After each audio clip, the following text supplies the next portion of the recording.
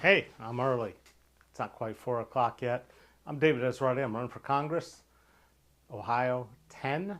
I'm a Democrat. I'm running against a guy who's been there for 10 terms. That's 20 years.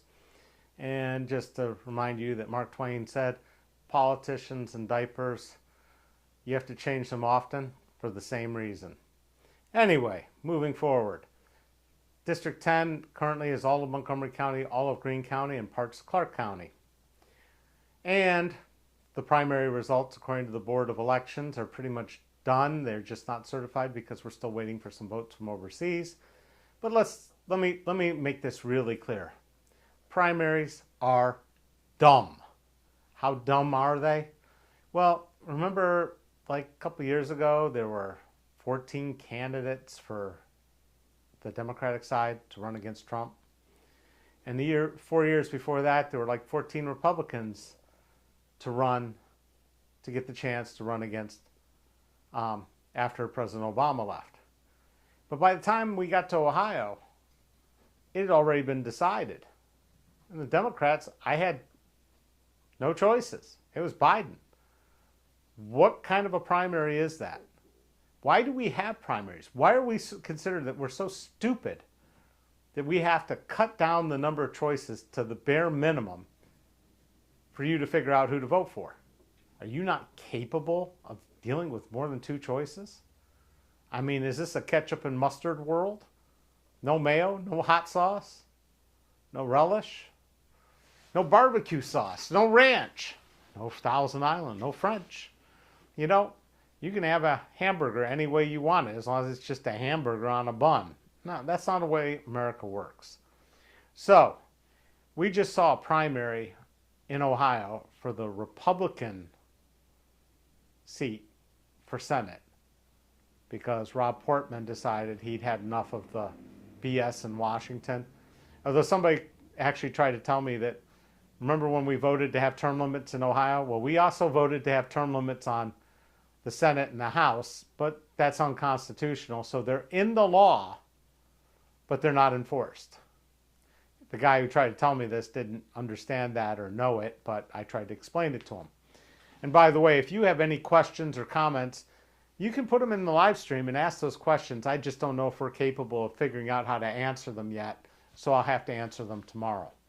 But we had this primary for the Republicans, and we had one for the Democrats. The Democrats had 3 or 4 choices. And of course, Tim Ryan just rolled over them because the machine did its thing. But for the Republican primary, it was a very expensive shit show. And in the end, there was something like $80 million spent.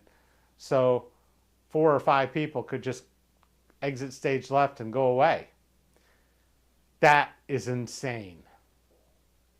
And since the primary is only open to people who are picking a party to choose from, there's a whole bunch of independents, libertarians, Green Party, socialists, whatever you want to call those people who don't really believe in Democrat or Republican. They don't even get to vote at all, and they have to pick whatever these people who vote in the primary choose. This is insane because a very small number of people vote in the primary. So guess what? There is a better way. It's called ranked choice. And I talked about it a long time ago at a presentation of Pachakacha, that's also known as PK. It's a cool little group that meets all over the world, and it's free, and you drink beer, and you watch somebody do a slideshow, 20 slides, 20 seconds each, about any subject. And I did one called, what was it? I can't remember, but it was way back. It's on this channel, and I'll put a link in the show notes. But this would give you a list of candidates, and you would be able to rank your first choice, your second choice, your third choice, your fourth choice, your fifth choice, any party, anybody who's on the ballot. And then at that point, once you've ranked them, if your first choice doesn't win, then the second choice gets your vote. The second choice doesn't win, then the third choice gets your vote. And what this does is it forces us away from the extremists that the partisan people who vote in primaries will opt for. We're looking for the person most like Trump. We're looking for this. That's not the answer. Or people are voting for, well, I'm voting for this guy because I think he has the best choice of beating that guy. That's not how to vote. That's why we get people who look like they're from Central Casting, who all sound the same, look the same, dress the same, and talk like politicians. And that's the last thing we need, is more people that talk like politicians.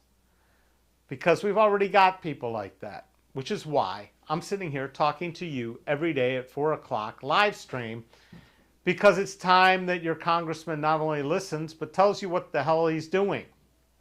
Because you're going to pay him a lot of money. He's going to have amazing health care and amazing retirement benefits.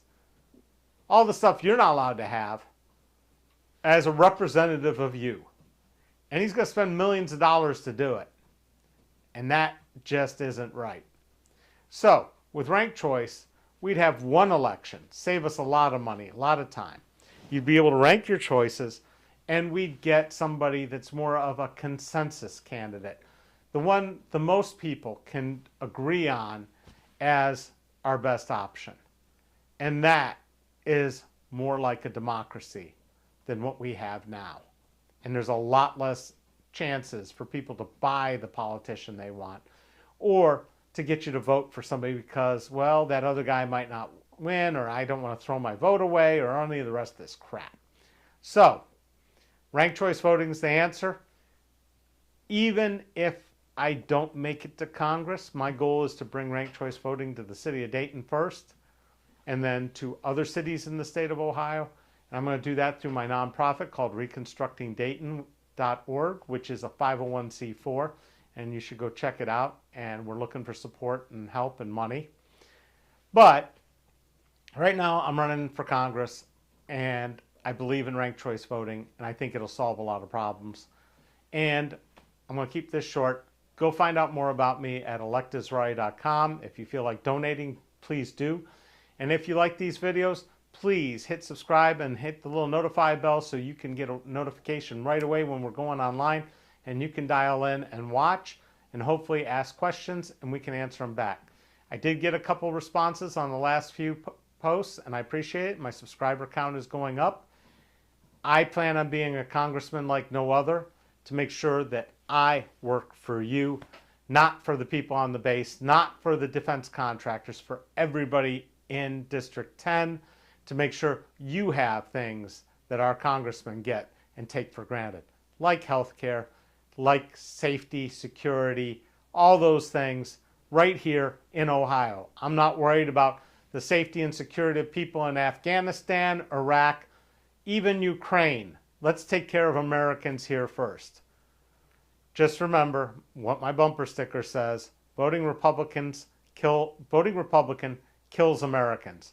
And Mike Turner has been a part of making sure a lot of people don't have the insulin that they can afford, or that we didn't handle COVID very well, and we lost over 1 million Americans. Let's take care of Americans first, okay? Thanks for watching. We'll see you tomorrow at 4.